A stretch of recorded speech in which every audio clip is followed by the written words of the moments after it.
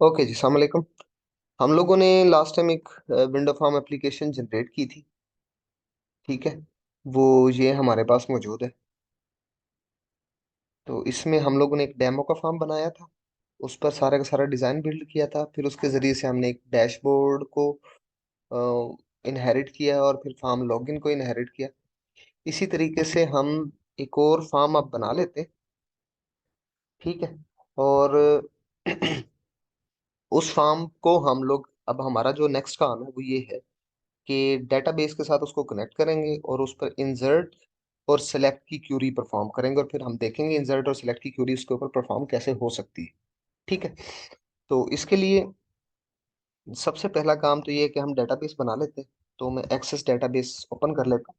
हम आज यही देखेंगे एक्सेस डेटाबेस के साथ हम कनेक्शन करते कैसे हैं और उसको किस तरीके से यूज कर लेते हैं। तो मैं यहाँ पर एक डेटाबेस बना लेता हूँ ईएमएस के नाम की, और मैं इसको क्रिएट कर देता हूँ।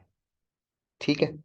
फिर इसके बाद इसमें मैं डिजाइन कर लेता हूँ टेबल को। राइट क्लिक किया मैंने और मैं उधर आ गया, और मैं यहाँ पर,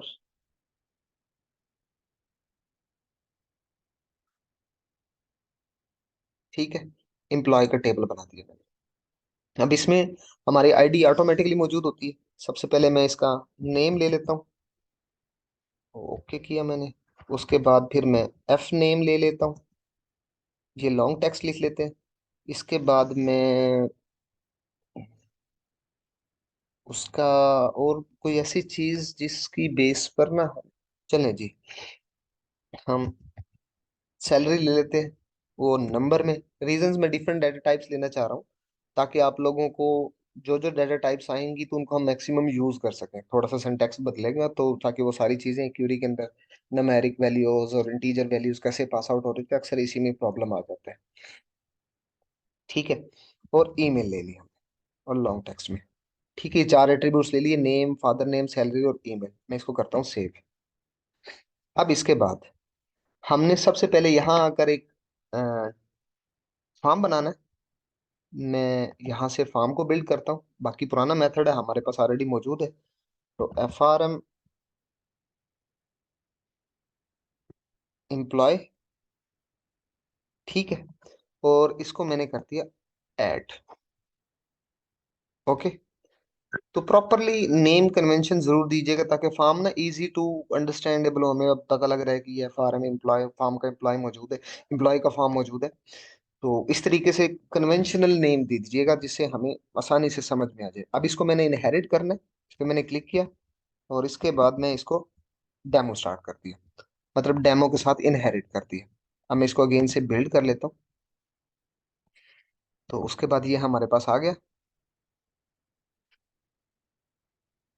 अब इसमें हमें क्या चाहिए, चार टेक्स्ट बॉक्सेस चाहिए।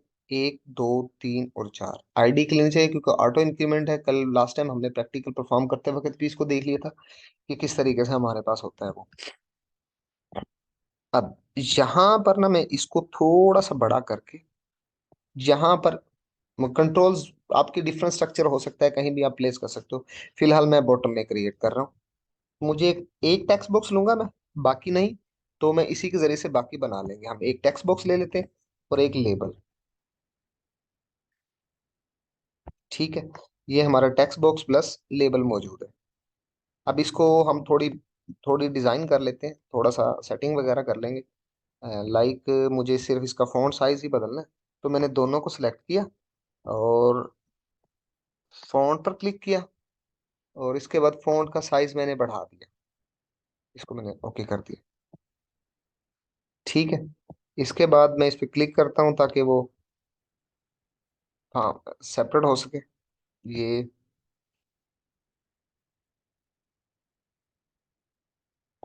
ओके। और इसको मैं थोड़ा सा और बड़ा कर लेता हूँ, और इसको साथ अटैच कर देता हूँ उधर। अब इसके बाद इन दोनों को मैंने सिलेक्ट किया, कॉपी किया, पेस्ट कर दिया, ये साथ एडजस्ट कर दिया। फिर कॉपी किया, फिर पेस्ट कर दिया, फिर ये साथ एडजस्ट कर दिया हमने। ठीक है। इसको थोड़ा सा मैं ऊपर कर रहा हूँ, और इसके बाद फोर्थ वन भी देना हमने, तो ये फोर्थ वन भी आ गया हमारा। ठीक है। अब ये सबसे पहले हमारी नेम प्रॉपर्टी है, हम टेक्स्ट बॉक्सेस के ना लेबल्स के, सॉरी, टेक्स्ट प्रॉपर्टी चेंज कर लेते हैं, नेम। और नेक्स्ट में हमारे पास फादर नेम, ये थोड़ा सा बड़ा है हमारा। फिर इसके बाद हमारे पास नेक्स्ट एट्रीब्यूट देख लेते हैं, हमारे पास क्या है, सैलरी।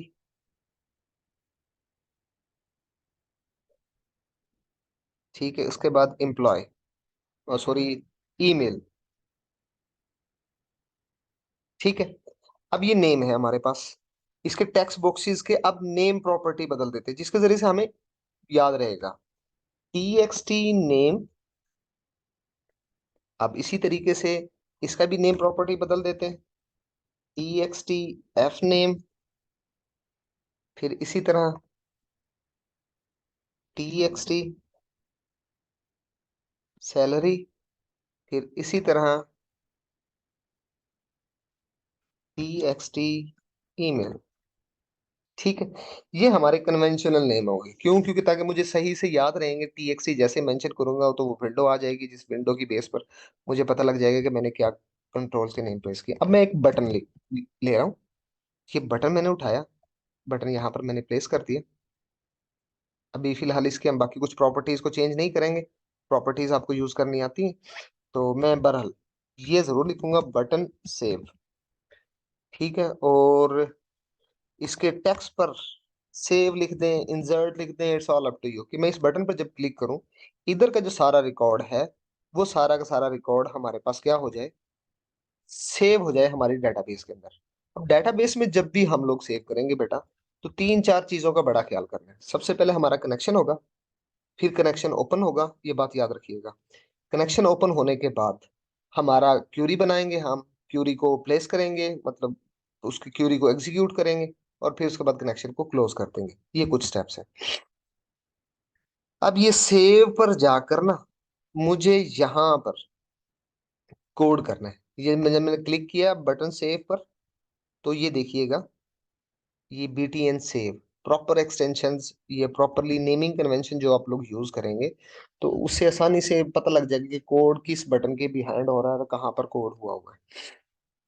अब अगर मुझे एक्सेस डेटाबेस, ये जो अभी मौजूद है, इसके साथ अगर कनेक्शन करना है, तो ये देखिएगा ये कहाँ पर मौजूद है, डॉक्यूमेंट के अंदर सेव है।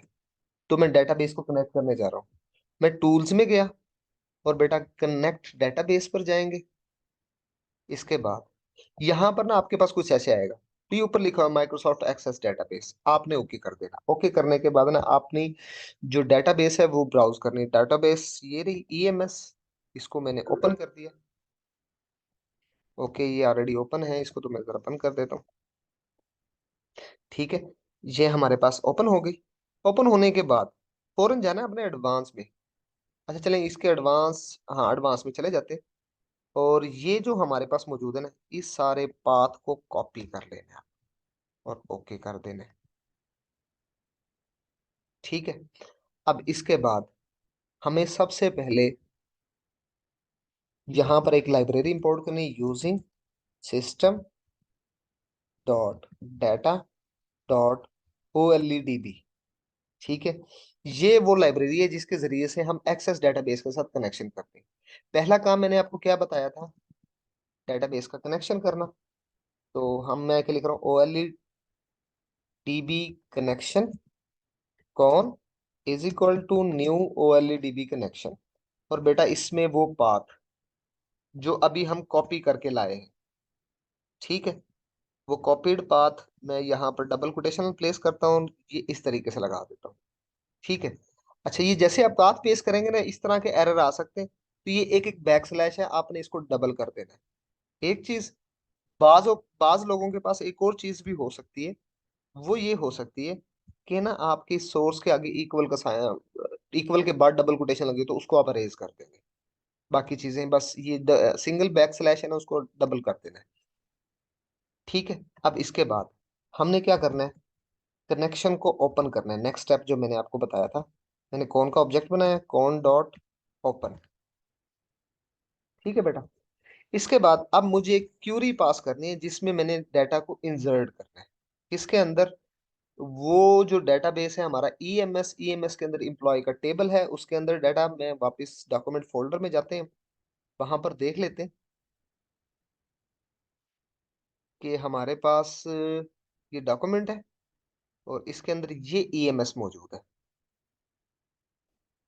अब इसके अंदर सबसे पहले हमें डेटाबेस का कनेक्शन चाहिए था बेटा, वो डेटाबेस का कनेक्शन तो हमारा गया हो, ठीक है। ये डेटाबेस का कनेक्शन है हमारा, ये हो गया हमारा। ये देखिए ईएमएस से हम कनेक्टेड हैं और वो कनेक्शन ओपन है हमारा। अब उसके बाद हमने बनानी क्यूरी। तो एक आपने वेरिएबल लेना है हमेशा, स्ट्रिंग क्यूरी।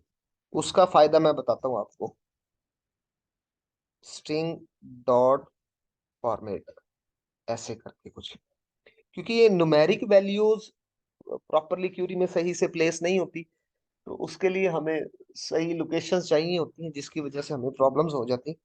तो आपने इस तरीके से उसको हैंडल करना है। तो डबल कोटेशन में अब हमने पास करनी इंसर्ट इनटू की क्यूरी, जैसे आपको याद है, इंसर्ट इनटू, अब टेबल नेम, अगर आपको याद ना रहे राइट क्लिक करें,